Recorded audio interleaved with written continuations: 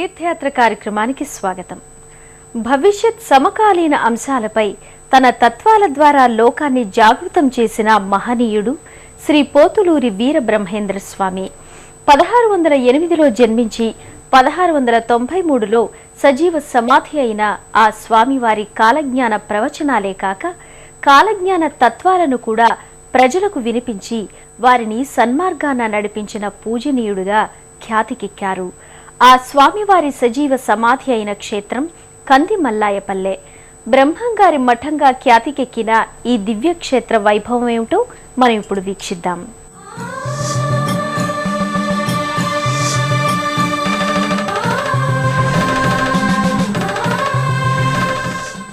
శ్రీ పోతులూరి వీరబ్రహ్మేంద్ర స్వామి వారు కొలువైన కందిమల్లాయపల్లె మహిమాన్వితమైనదిగా భక్తులు విశ్వసిస్తారు. 3.5 శతాబ్దాల క్రితం వీరబ్రహ్మేంద్ర స్వామి వారు ఇక్కడే ఈ క్షేత్రంలోనే నివసించి జాతిని జాగృతం చేశారని చారిత్రక ఆధారాల ద్వారా తెలుస్తోంది.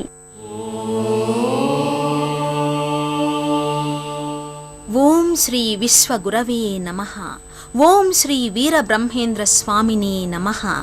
ఓం శ్రీ సచ్చిదానంద రూపాయ నమః అంటూ నిత్యం శ్రీ వీరబ్రహ్మేంద్ర స్వామి నామస్మరణతో మారుమ్రోగే దివ్యస్థలి కడప జిల్లా బనగానపల్లెలోని బ్రహ్మంగారి మఠం. క్రీస్తు శకం 1608వ సంవత్సరంలో జన్మించిన శ్రీ వీరబ్రహ్మేంద్ర స్వామి విద్యా విహీనులైన సామాన్య ప్రజలకు అర్థమయ్యే రీతిలో తత్వాలు రచించిన విశిష్ట తత్వాచార్యుడు. అనేక తత్వగీతాలను ప్రచారం చేయడమే కాకుండా కాళికాంబ సప్తశతి, కాళీ మకుట కందములు, సిద్ధార్థ శతకం, వీర కాళికాంబ శతకం ఇలా ఎన్నో రచనలు చేసిన అద్వైత ప్రబోధకుడు బ్రహ్మంగారు. ఆంగ్లేయుల పాలన గురించి, రైళ్ల బండ్ల రాక గురించి, మహాత్ముల జననం గురించి, భూకంపాది ప్రళయాల గురించి జగానికి తెలియచేసిన జగదీశ్వరుడాయన. గోవింద గోవింద హరి ఓం హరి గోవింద గోవింద. నా వాక్ ప్రభావము జ్ఞాన ప్రబోధమై కాలగతిని ఎరుక చేసేను. శివ గోవింద గోవింద.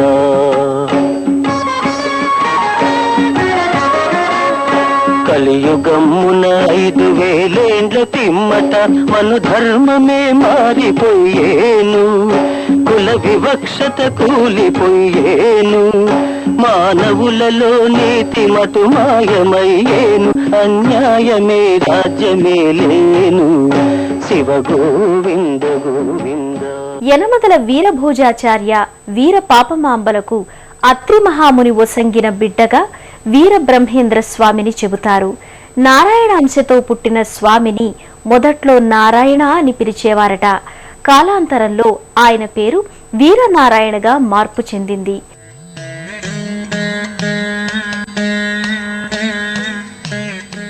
గర్భాలయంలో యనమదల వీరభోజాచార్య వీర పాపమాంబ బిడ్డగా జగద్విఖ్యాతి పొందిన శ్రీ పోతులూరి వీరబ్రహ్మేంద్ర స్వామి సమాధి నెలకొని ఉంటుంది.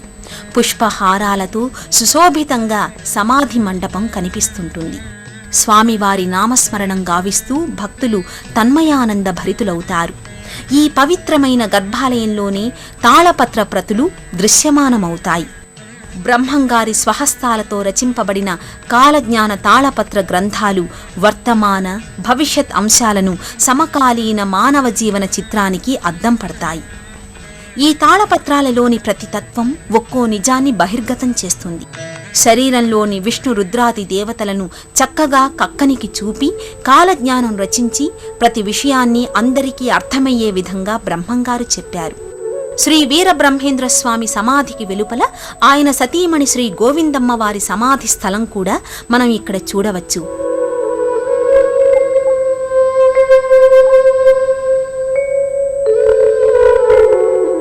బ్రహ్మంగారి పాదుకా మందిరం కూడా ఇక్కడ మనం చూడవచ్చు. సుదూర ప్రాంతాల నుండి వచ్చే తీర్థయాత్రికులు తమతో తెచ్చుకున్న పూజా సామగ్రిని ఈ పాదుకలపై సమర్పించి భక్తి నమస్కారాలు చేసుకుంటారు.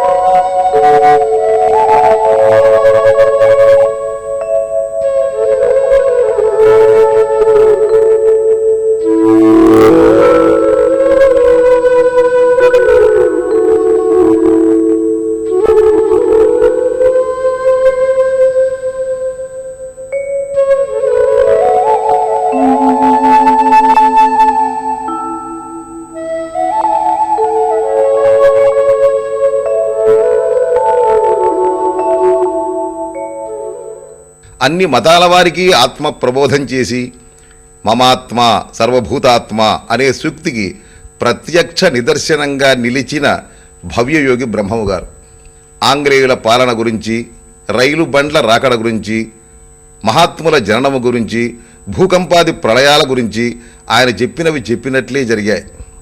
బ్రహ్మము గారు కాలజ్ఞాన విషయాలనే కాక అనేక తత్వగీతాలను గానం చేయడమే కాక కాళికాంబా సప్తశతి, కాళీమకుట కందములు, సిద్ధార్థ శతకం, వీరకాళికాంబా శతకం మొదలైన ఎన్నో రచనలు చేసి అద్వైత ప్రబోధాన్ని మహాజనానికి అందుబాటులోనికి తెచ్చారు. శ్రీ వీరబ్రహ్మేంద్ర స్వామి వారిని వీరప్పయ అని కూడా పిలిచేవారట.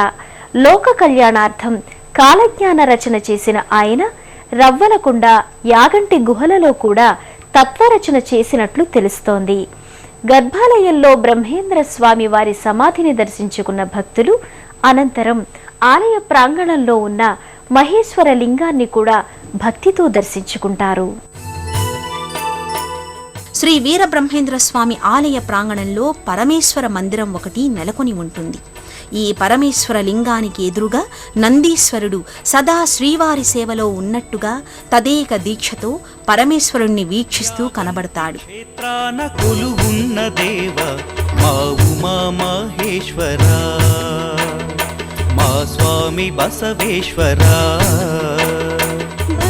శాశ్వతానందం, పురుష బోధకం, అమృతత్వ సూచకం ఈ సమ్మేళనమే పరమేశ్వర లింగం. ఆయనే శివుడని పురాణాలు వెల్లడిస్తున్నాయి.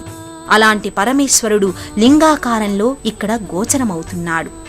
ఎన్నో సంవత్సరాల నాటి అశ్వత్థ వృక్షం ఇక్కడ స్వామివారి ప్రతిరూపంగా భక్తుల చేత నిత్య నీరాజనాలు అందుకుంటూ కనిపిస్తుంటుంది.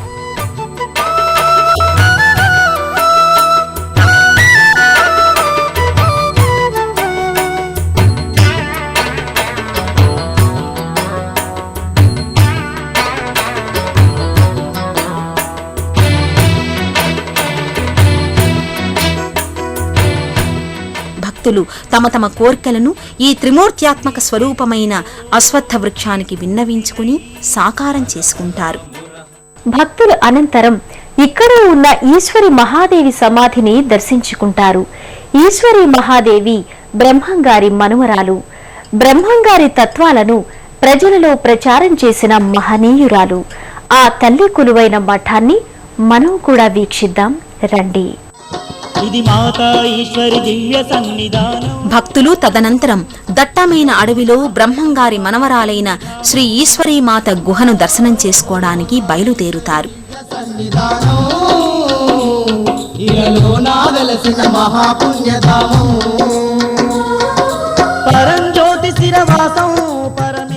ఈ గుహ దర్శనానికై సాగే ప్రయాణం భక్తులకు ఓ మధురానుభూతిని సొంతం చేస్తుంది.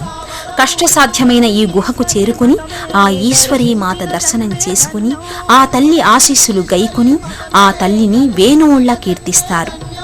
ఇది అమ్మలగన్న అమ్మ క్షేత్రమో, ఇక్కడే ఆ దేవి కాలజ్ఞాన రచన చేసిందని, ఘోర తపస్సు నొనరించిన దివ్య ప్రదేశం కూడా ఇదే కావడం విశేషం.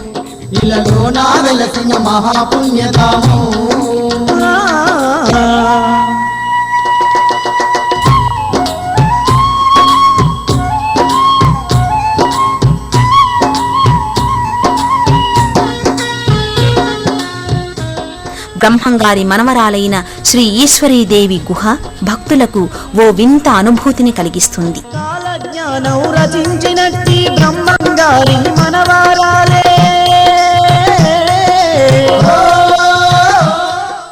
శ్రీ పోతులూరి వీరబ్రహ్మేంద్ర స్వామి వారు భూత భవిష్యత్ వర్తమాన అంశాలపై సుమారు 3,32,000 తత్వాలు రాసినట్లు చారిత్రక ఆధారాల ద్వారా తెలుస్తోంది.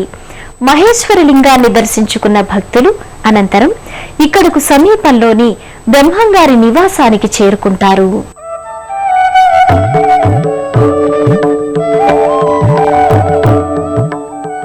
బ్రహ్మంగారు నివసించిన అతి పురాతన గృహం కూడా ఈశ్వరీదేవి మఠానికి దగ్గరలోనే ఉంది. ఈ గృహంలోని శ్రీ పోతులూరి వీరబ్రహ్మేంద్ర స్వామి కాపురం ఉన్నట్టుగా తను నడయాడిన పవిత్ర ప్రదేశంగా ఈ స్థలం పేరెన్నికగన్నది. ఇంతటి మహిమాన్విత స్థలాన్ని దర్శించడం కూడా ఓ మధురానుభూతిని కలిగిస్తుందనడంలో అతిశయోక్తి లేదు. అతి పురాతన ఈ గృహం అలనాటి ద్వారాలు, తలుపులు అప్పటి కాలాన్ని స్ఫురణకు తెస్తోంది.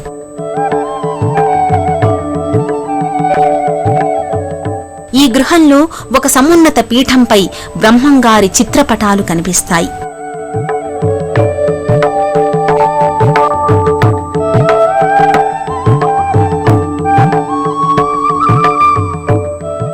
ఇక్కడే తన స్వహస్తాలతో త్రవ్విన బావి కూడా ఒకటి కనిపిస్తుంటుంది. ఈ బావిలోని నీటిని సేవించిన వారికి సర్వరోగాలు నయమైపోతాయని ఇక్కడి విశ్వాసం.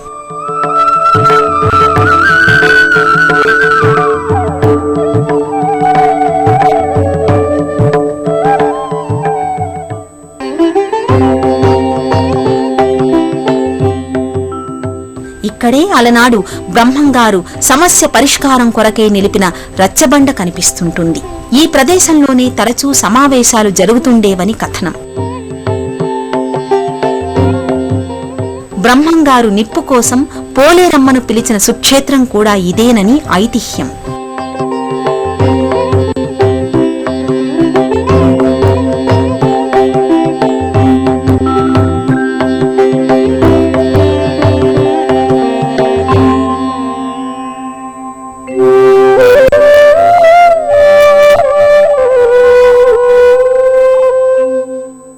బ్రహ్మేంద్ర స్వామి శిష్యులలో ముఖ్యుడు సిద్ధయ్య. అతని భక్తికి మెచ్చిన స్వామి తన కమండలాన్ని, ఇతర వస్తువులను ఇచ్చినట్లు చెబుతారు. సిద్ధయ్య స్వామి మఠాన్ని మనం ఇప్పుడు దర్శించుకుందాం రండి. బ్రహ్మంగారి మఠానికి 25 కిలోమీటర్ల దూరంలో ముడమాల గ్రామం ఉంది.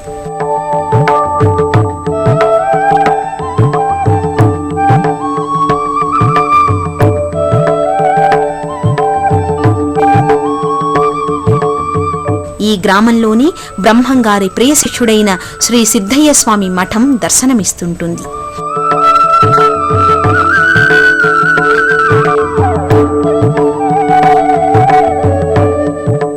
బ్రహ్మంగారి నుండి తత్వజ్ఞానం పొందిన ఈ సిద్ధయ్య బ్రహ్మంగారి ప్రియ శిష్యులలో ఒకరుగా చెబుతారు.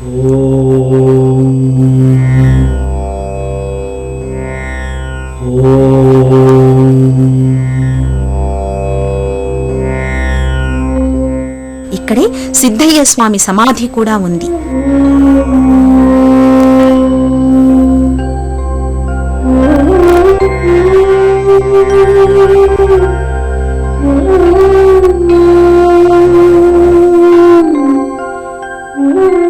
లోపల ఉన్న గర్భాలయంలో బ్రహ్మ శిఖముద్రిక, యోగదండాలు, పాదుకలు, కాలజ్ఞాన గ్రంథాలు నెలకొని ఉంటాయి.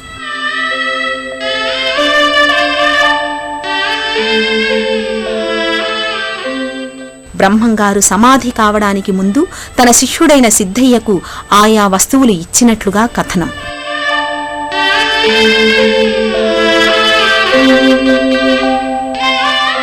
అత్యంత మహిమాన్వితమైన ఈ సమాధితో పాటు ఆయన వంశానికి చెందిన సమాధులు కూడా ఇక్కడ గోచరమవుతాయి. పెద్ద పేరయ్య గారి వివాహం చేసుకుని బిడ్డలు కలిగిన తర్వాత ఇక్కడ కొండ జలమూరు కొండని ఆ కొండ 24 సంవత్సరాలు తపస్సు చేసి వచ్చేటప్పటికి మన సిద్ధయ్య గారు ఎదురుగా సమాధి అయినాయట. అయితే నాకు ముందు పూజ కాలం పక్క జరగబడి సంవత్సరం జరిగిపోయిన సిద్ధయ్య గారు జరిగితే చైత్ర శుద్ధ పాడ్యమి ఈ రోజు సమాధి అయినట. అందుకని ఉగాది పండుగ రోజు బ్రహ్మాండంగా ఇక్కడ తిరునాళ్ళు జరుగుతుంది. బ్రహ్మేంద్ర స్వామి వారి మరో మూఢ భక్తుడు కక్కయ్య. దేవుడు మనలోనే ఉన్నాడని స్వామి మాటలు విని తన భార్యను ముక్కలు ముక్కలుగా చేసిన మూఢ భక్తుడాయన. అలాంటి కక్కయ్యకు తన బోధనల ద్వారా జ్ఞానోదయాన్ని కలిగించిన మహనీయుడు బ్రహ్మేంద్ర స్వామి. మనం ఇప్పుడు కక్కయ్య స్వామి మఠాన్ని దర్శించుకుందాం రండి. ఇక కక్కయ్య స్వామి మఠం కూడా ఇక్కడికి సమీప దూరంలోనే కనిపిస్తుంటుంది. బ్రహ్మంగారి శిష్యుడు మూఢభక్తుడైన కక్కయ్య స్వామి, ఆయన భార్య ముత్తమ్మల సమాధి ఇక్కడ కనిపిస్తుంటాయి.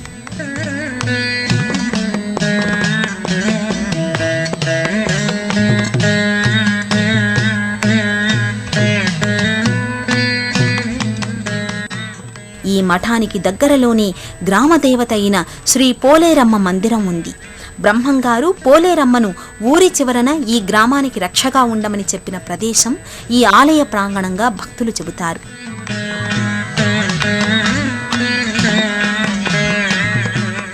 ప్రశాంత వాతావరణంలో ఆధ్యాత్మికత వెల్లివిరిసే ఈ దివ్య ప్రదేశంలో భగవత్ స్వరూపమైన మర్రి చెట్టు ఒకటి కనిపిస్తుంటుంది.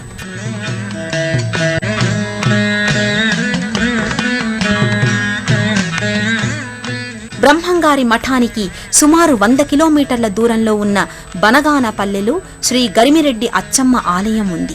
ఇక్కడే బ్రహ్మంగారు పశువుల కాపరిగా జీతానికి చేరి పశువులను మేపేవాడని స్థల పురాణం ద్వారా తెలుస్తోంది.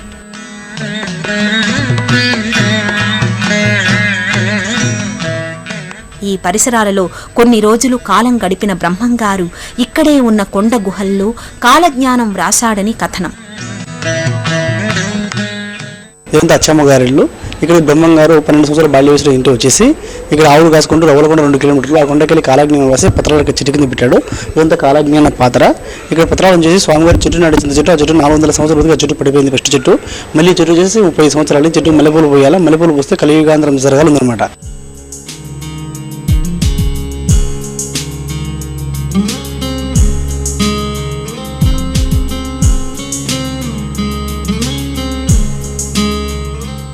స్వామి యాగంటికి సమీపంలో ఉన్న ఎర్రకొండలు, యాగంటి గుహల్లో కూడా కాలజ్ఞానాన్ని రాశాడని చెబుతారు.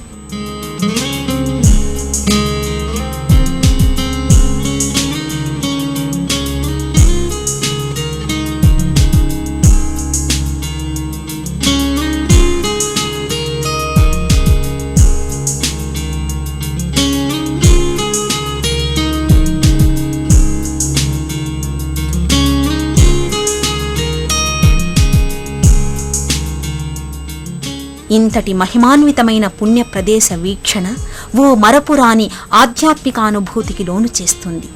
వర్తమాన భవిష్యత్ కాలజ్ఞాన తత్వాన్ని రాసి ప్రపంచానికి చాటిన పరమ సద్గురువు, జగద్గురువు ఆలయ దర్శనం భక్తిముక్తి ప్రదాయకం.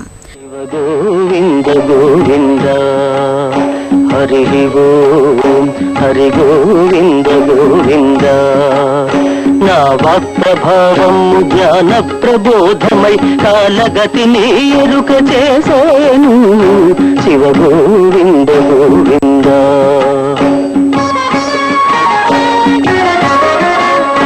కలియుగమున 5000 ఏండ్ల పిమ్మట మను ధర్మమే మారిపోయేను. కుల వివక్షత కూలిపోయేను. మానవులలో నీతి మటు మాయమయ్యేను. అన్యాయమే రాజ్యమే లేను. శివ గోవింద గోవింద. ఏ ప్రాంతం వారైనా జిల్లా కేంద్రమైన కడపకు రైలు, రోడ్డు మార్గాన చేరుకుని అక్కడకు 60 కిలోమీటర్ల దూరంలో ఉన్న బ్రహ్మంగారి మఠానికి మైదుకూరు మీదుగా స్థానిక వాహనాల ద్వారా ప్రయాణించి చేరుకోవచ్చు. శ్రీ పోతులూరి వీర బ్రహ్మేంద్ర స్వామి వారి కరుణా కటాక్ష వీక్షణాలు మనందరిపైన ఉండాలని మనసారా ఆకాంక్షిస్తూ మరో తీర్థయాత్రలు, మరో క్షేత్ర సందర్శనంతో మళ్లీ కలుసుకుందాం. అంతవరకు సెలవా మరి. నమస్కారం.